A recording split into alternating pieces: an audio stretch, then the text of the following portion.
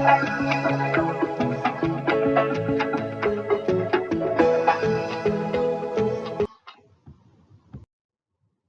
students, welcome back to my channel. In this class, we are going to learn about the properties of colloids. Hope you have watched the previous videos and also taken down the notes about various topics related to colloids. Okay, in this class, we are going to learn the properties of colloids. Before going into this, students, I request you to go back to the first introduction page of colloids where we have learned the basic definition of colloids. Okay, there we have seen that colloids are the solutions of those substances which do not pass through porous membrane. Such solutions we call them as colloids, and also below that we have also seen that colloidal solutions or colloids consist of two phases. What are these, students? They are dispersed phase and dispersion medium. Okay, so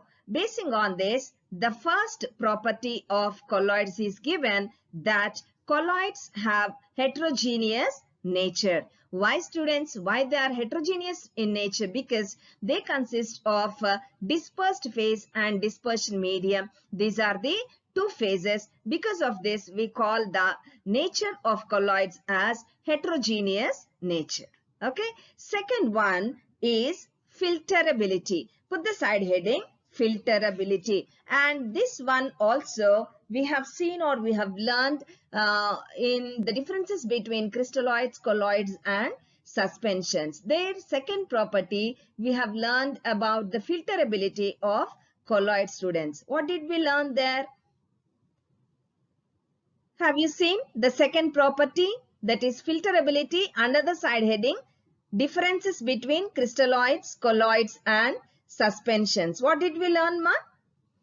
Yes, the particles of colloids can pass through filter paper. Yes, why they are able to pass through filter paper? Because the pore size of the filter paper, it will be larger than the size of the colloidal particle. This is the second property of filterability. Okay, students, first one is heterogeneous nature and second one is filterability. Moving on to the next property. Third one is kinetic property, under which we have Brownian moment. Why this is called as Brownian moment? Because this property was observed in colloidal solutions by Robert Brown, and hence we call this, it is called as Brownian moment. Okay, students. So what exactly he observed? The particles of colloids, when they are observed under when the particles of colloids, when they are observed under powerful ultra microscope, how they were like? They are found to be in continuous rapid zigzag motion. That means they are moving continuously. They are not at all stationary. Okay, they are not at all silent like mischievous students, right? The particles of colloids, when observed under the powerful ultra microscope, they were not at all stationary. Instead, they are in continuous rapid and zigzag motion, and this was compared to the pollen grains suspended in water. And why they are moving like this means, students, because of the bombardment of dispersed phase particles by dispersion medium. As this property was observed by Robert Brown in case of the colloidal particles, this movement or this property of colloidal solutions or colloidal particles is called as Brownian moment. Next, fourth one is the optical property, under which we have Tyndall effect. Okay, so this is the famous and the most well-known property of colloids. Tyndall effect. What is this Tyndall effect? Suppose taking a colloidal solution and try to incident a beam of light, and this beam of light which is incident on the colloidal solution, suppose if we observe through a powerful ultra microscope, and also students, we cannot view as we like. It should be placed at right angles to the path of the light. Okay, then the light which is incident on this colloidal solution, it was observed to be scattered by the colloidal particles. Okay, so now this scattering of light by the colloidal particles, this property of Tyndall, which can also be termed as Tyndall beam. Okay, now the colloidal particles, they are observed like bright spots. Below here is given the figure also, students, so you can observe what's happening when a beam of light is incident on the colloidal solution, and also when observed through a powerful ultra microscope. Okay, the common examples of Tyndall effect, I have quoted few here. The beam of light coming from headlights of a car on a dusty road, and also most commonly, this is the second one, the beam of light from a projector in a theater. So these are few examples of Tyndall effect, students. Hope you understood, right? So few pictures also I have given here, taking a normal solution and a colloidal solution. When we try to incident or when we try to make a flashlight pass through it, solution, it's not passing through, whereas colloidal solution, it is made to pass through. Or we can see that the flashlight is passing, or the beam of light we can see which is passing through the colloidal solution. Okay, students? Next, fifth one is the electrical properties. So under electrical properties, generally we learn that the colloidal particles or they are electrically charged. What is the meaning? Electrically charged means they have either positive or negative charge. Okay, so either positive or negative charge. So generally between the similarly charged particles, what happens? There will be repulsions. Now these repulsions prevent the colloidal particles from aggregating or from coming together or from settling down, by which the Sol gets stability. Okay, the Sol particles or the colloidal particles, they get positive or negative charge. How they are getting this charge? By the adsorption of positive or negative ions from the dispersion medium. Okay, students, colloidal particles are generally charged.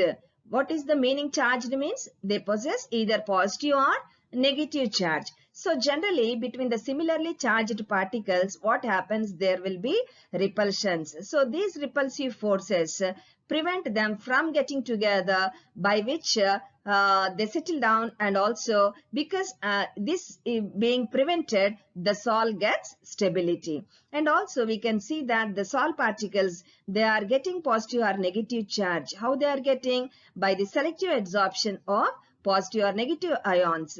Where are these positive or negative ions being adsorbed? They are from the dispersion medium. For example, students, I have given an example here so that you can understand it easily. Suppose if FeOH thrice, ferric hydroxide Sol particles, they are positively charged. Why? Because they absorb ferric ions from FeCl3, which is used in the preparation of FeOH thrice Sol, and the positive charge on FeOH thrice is counterbalanced by the counter ions, that is Cl minus, that is chloride ions. Okay, ma? Understood?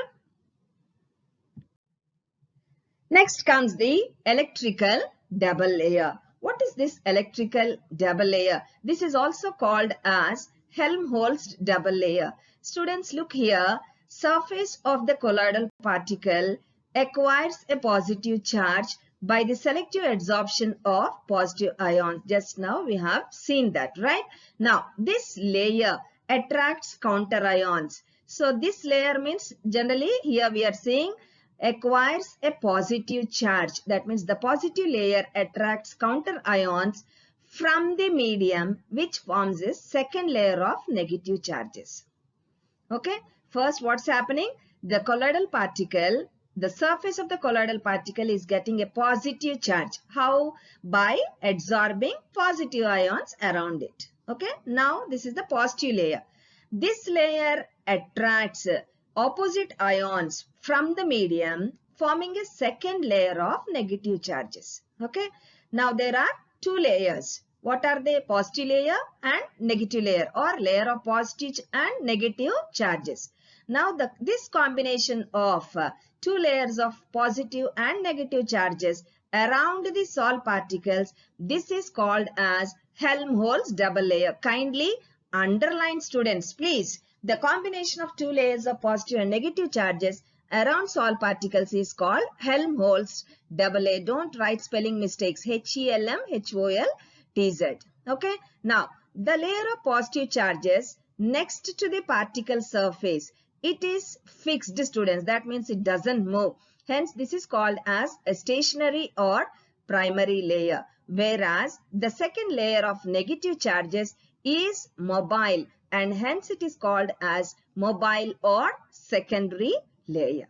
Okay, understood? This is about Helmholtz double layer. And also, students, the existence of opposite charges on fixed, that is stationary, and diffused parts of, that is mobile, of double layer brings about, here we can notice that there will be a difference in potential between the two layers. Why? Because of the opposite charges on the mobile and stationary layers. So, this brings about the difference in potential, and this difference in potential between the two layers is called as zeta potential. Z-E-T-A, zeta potential. Kindly underline this sentence also, students. Fine. Given below here is a figure where you can notice the mobile air and the fixed layer. That's called as electrical double layer. Next, electrophoresis. What is electrophoresis? Students, when an electric field is applied, what happens? The colloidal particles move under the influence of this electric field. Okay, and such movement is called as electrophoresis. We have already seen that the colloidal particles are charged. They might have positive or negative charge. Suppose when electric field is applied, what happens? The particles move towards the oppositely charged electrodes. On reaching the opposite electrode, what happens?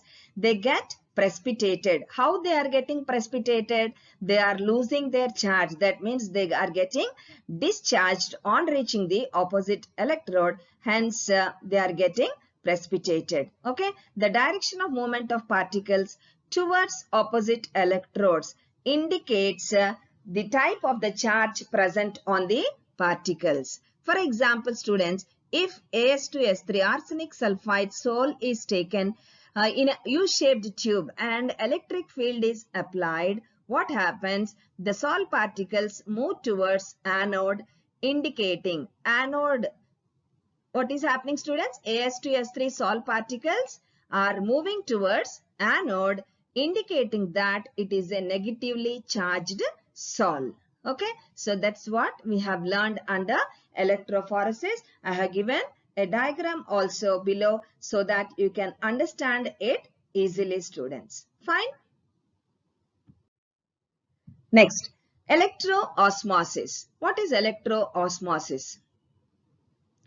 Students, suppose a semi-permeable membrane is placed in a colloidal solution. Why a semi-permeable membrane is placed in the colloidal solution? In order to prevent the movement of the dispersed phase particles. And now only dispersion medium will be allowed to move under the influence of electric field. And this phenomenon we call it as electroosmosis. Okay, the process of preventing the movement of dispersed phase particles by placing a semi-permeable membrane in the colloidal solution.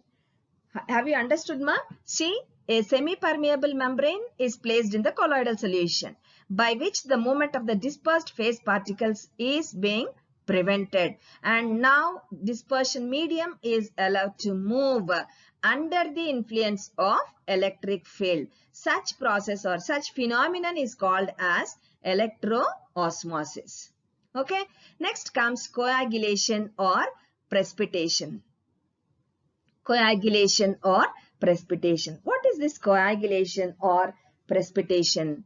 Suppose students, look here, taking a colloidal solution, we observe that the salt particles are away from each other due to the repulsive forces existing between the similar charges present on the particles. Okay, so this we are learning in the previous topics also. Fine. Suppose now take an electrolyte having an opposite charge to that particle, okay, and add it in excess. Okay, so students, once again, we have seen that the salt particles in a colloidal solution, they will be far away from one another. Why? Because of the repulsive forces or the repulsions present between the same charges. Okay. Now, what are we doing? Taking an electrolyte having opposite charge to that particles and adding in excess. Then what happens? The colloid will be neutralized. That means the particles come close to one another. Finally, they get precipitated. Okay.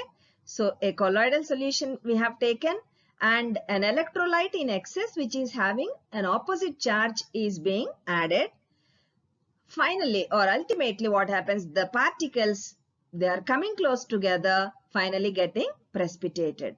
Now, this process of precipitating a colloidal solution by the addition of an electrolyte having ions with opposite charge to that of the colloidal particles, we call this phenomenon or process as coagulation or precipitation. Okay, understood na? Taken colloidal solution, adding an electrolyte in excess having opposite charge. So, this process we call it as coagulation. Students, we have also seen that traces of an electrolyte are sufficient for the stability of the sol.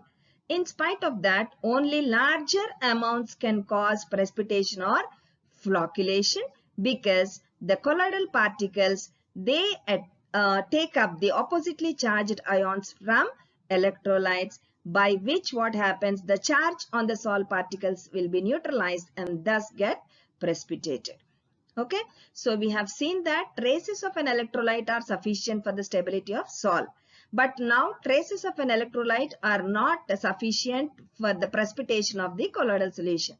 We need to add larger amounts for the precipitation or flocculation. What is the reason? The colloidal particles can take up oppositely charged ions from the electrolytes, by which the charge on salt particles will be neutralized and finally gets precipitated.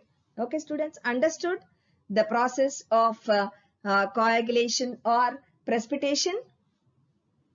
Very, very important topic. Most frequently, this precipitation or coagulation is being asked in your exams. Now, the ion carrying the opposite charge, which is bringing about coagulation, is called as flocculation ion. Underline all these points, ma. What is that? The ion having opposite charge, which is bringing about coagulation, it is called as flocculation ion. And also one important point, the coagulation capacity of an electrolyte depends on the valency of flocculating ion. Okay, students, again underline this one also.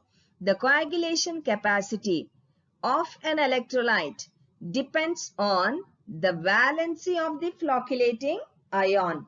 Okay, what is flocculating ion? The ion which is having opposite charge and which brings about coagulation. Okay, actually the coagulation capacity of the electrolyte which is being added to the colloidal solution, in order to get it precipitated, it depends upon the valency of the flocculating ion. Now, greater the valency of the flocculating ion, greater will be the power of coagulation capacity. Underline this also. Greater the valency of flocculating ion, higher will be its power to cause coagulation. This is known as Hardy-Schulze rule. Hardy-Schulze, Hardy-Schulze rule. Students, you will not be asked like explain the coagulation or precipitation of colloidal solutions. You will be asked explain or describe Hardy-Schulze rule of colloidal salts. Then you should be able to answer this question. Whatever is there under coagulation or precipitation, you should write for Hardy-Schulze rule. Okay, students? Understood? Now, I have given some examples also here. BaCl2 or Al2SO4 thrice coagulates negative As2S3 salt. Students, arsenic sulfide is a negatively charged salt and it is being coagulated by the addition of BaCl2 or Al2SO4 thrice.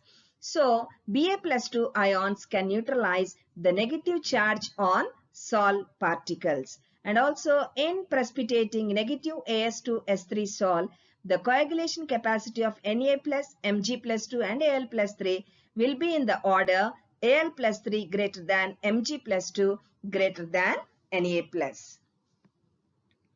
Okay, so this is about coagulation and precipitation.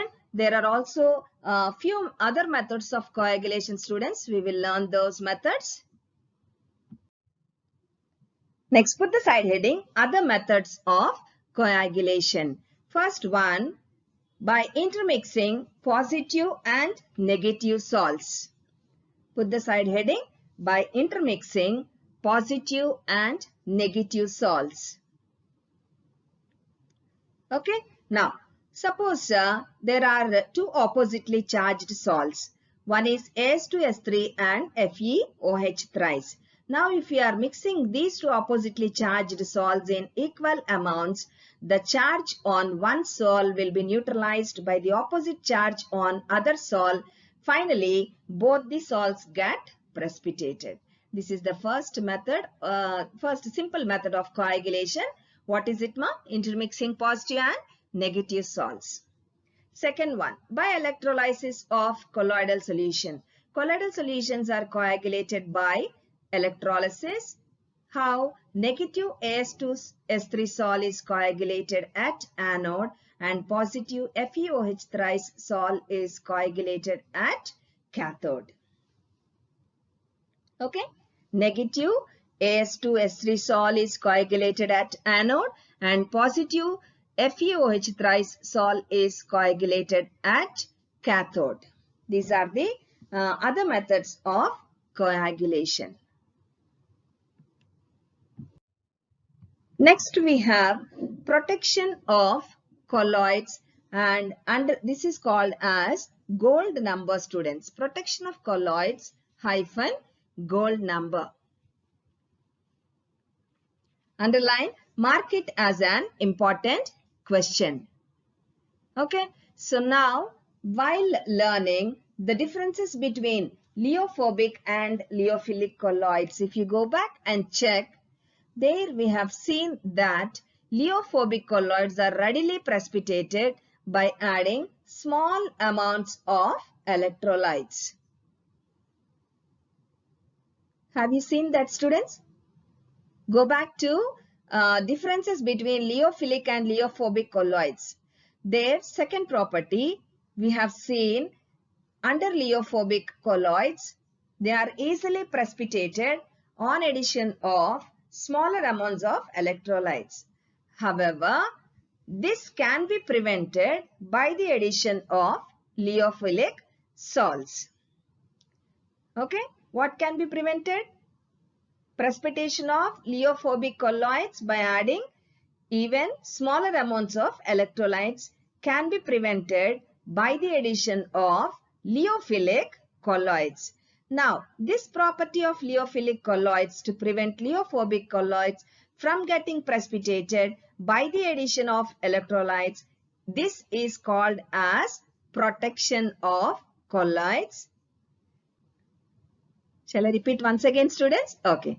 See, lyeophobic colloids, suppose when we are adding traces of electrolyte, what does it mean? Traces means small little amount of electrolyte. Even if we add to the lyeophobic colloid, it will be easily precipitated. Okay. Now, this precipitation of lyeophobic colloids by adding smaller amounts of electrolytes can be prevented by adding lyophilic colloids. Okay. Now, lyophilic colloid is helping lyeophobic colloid from getting precipitated. Okay. So, this property of lyophilic colloids. What is the property of lyophilic colloids? To prevent lyeophobic colloids from getting precipitated by the addition of electrolytes. See students, lyeophobic colloids are getting precipitated by the addition of electrolytes. This is being prevented by the lyophilic colloids. So that property of lyophilic colloids, we call it as protection of lyophilic colloids. And the lyophilic colloid which is used to protect lyeophobic colloid from getting precipitated is called as protective colloid. Okay, now you understood, I guess.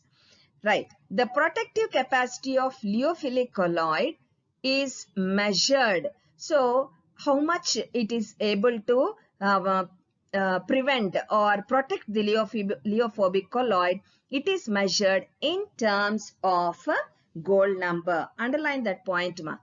So, whatever I have written here in these letters, the protective capacity of lyophilic colloid is measured in terms of gold number. Underline that sentence. Okay. And the lyophilic colloid used to protect lyeophobic colloid is called as protective colloid. All these sentences you please kindly underline.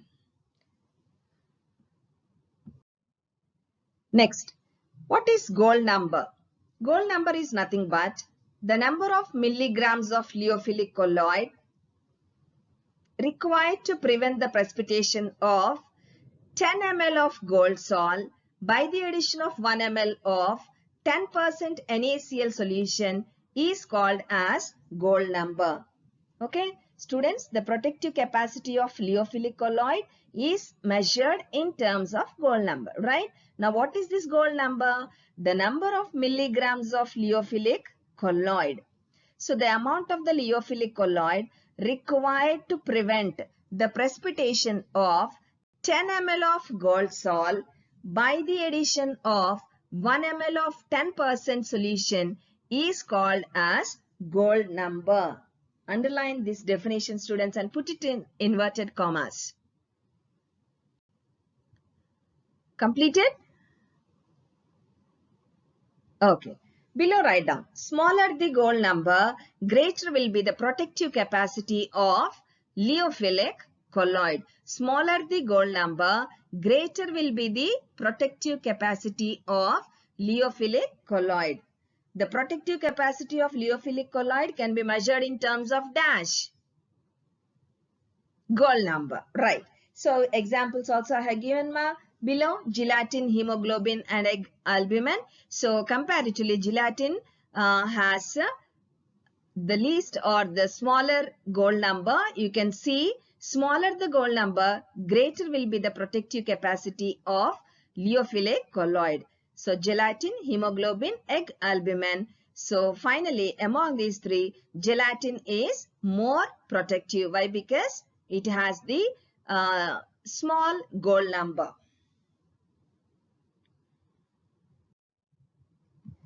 Next, finally, the last topic in this chapter, applications of colloids. So, there are various applications of colloid, students. So, this is a very, very easy question. You can easily learn. Okay. So, like the colloids are used in dyeing industry and also how it is being done, that also I have given. You can kindly go through all these points and you can try to understand. Second one, in froth flotation process, Third one in medicine. Try to write down, ma. In dyeing industry. Second one, froth flotation process. Third one in medicine.